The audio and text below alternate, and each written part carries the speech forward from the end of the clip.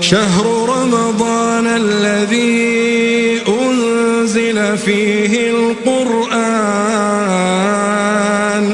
هدى للناس وبينات من الهدى والفرقان فمن شهد منكم الشهر فليصمه ومن كان مريضا أو على سفر فعدة من أيام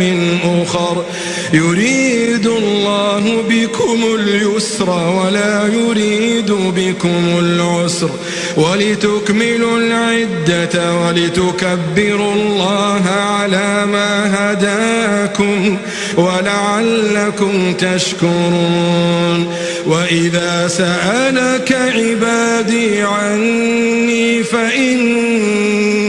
قريب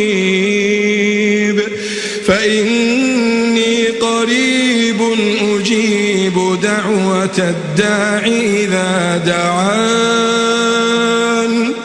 فليستجيبوا لي وليؤمنوا بي لعلهم يرشدون.